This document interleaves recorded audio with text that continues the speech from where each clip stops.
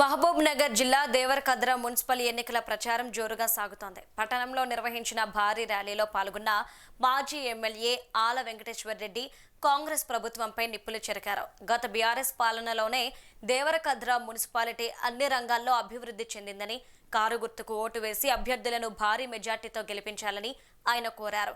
గడిచిన 2 ఏళ్లలో మున్సిపాలిటీలకు కాంగ్రెస్ పార్టీ చేసిందేమీ లేదని, అబద్ధపు హామీలతో గద్దెనెక్కిన ఆ పార్టీకి ప్రజలు బుద్ధి చెప్పాలని పిలుపునిచ్చారు.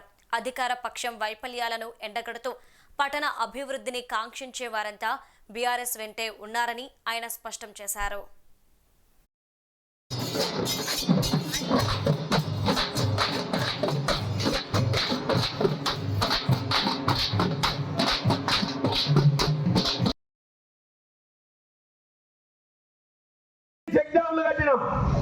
ఎన్ని నీళ్లు తీసుకొచ్చినాం, మిషన్ భగీరథ తెచ్చినాం, కళ్యాణ లక్ష్మి పెట్టినాం, రైతు బంధు ఇచ్చినాం.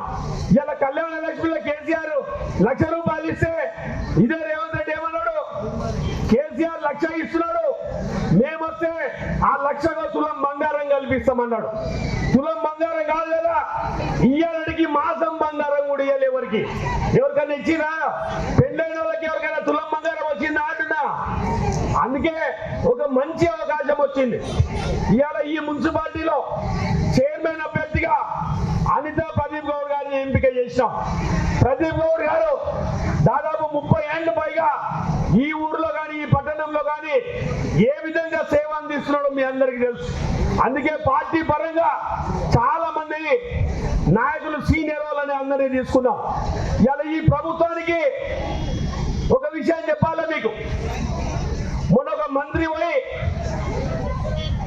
ఒక డిపార్ట్మెంట్ కు సంబంధించిన సెక్రటరీ గారు పోయి బీర్ షాపుల కంపెనీల కాడికి పోయి బీర్లు ఎక్కువ తయారు చేయండి అని కంపెనీలకు చెప్పేస్తున్నాడు.